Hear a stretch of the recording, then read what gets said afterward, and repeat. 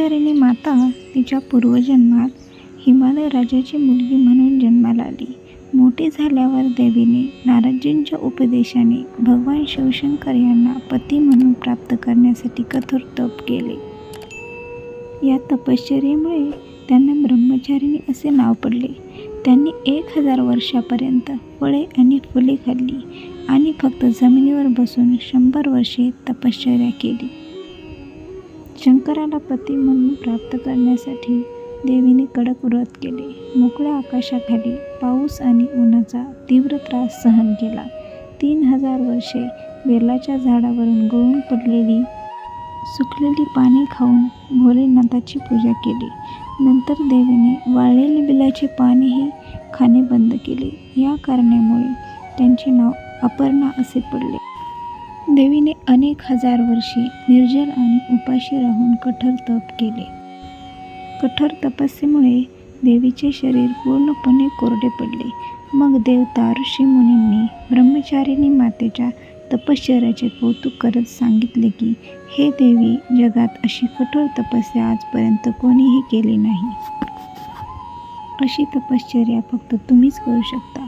तुमच्या या तपस्येमुळे तुम्हाला भोलेनाथ नक्कीच पतीच्या रूपात प्राप्त होतील.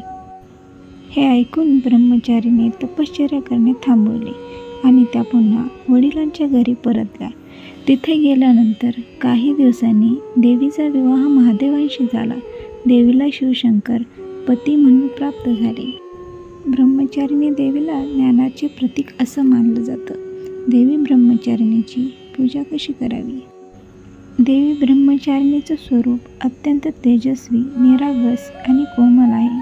देवी ब्रह्मचारिणीच्या हातात जपमाला धारण केलेली आहे आणि देवी पांढऱ्या रंगाची साडी परिधान करते. या दिवशी देवी ब्रह्मचारिणीच्या मूर्तीवर चमेलीचं फूल अर्पण करावं, कारण हे देवी ब्रह्मचारिणीचं आवडतं फूल आहे. आता देवीची पूजा कशी करावी? या देवी सर्वभूतेषु मा ब्रह्मचारिणी रूपेण संस्थिता नमस्तस्यै नमस्तस्यै नमस्तस्यै नमो नमः. ददानाकर पद्मभ्यं अक्षमाला कमंडलू देवी प्रसीदतु मा ब्रह्मचारिण्युत्तमा. सकाळी लवकर उठून स्नान करावं. त्यानंतर फूल, रोली, चंदन आणि इतर पूजा सामग्री घ्यावी आणि देवी ब्रह्मचारीच्या मूर्तीला अर्पण करावं. त्यानंतर देवीच्या मंत्राचा जप करावा आणि आरती करावी.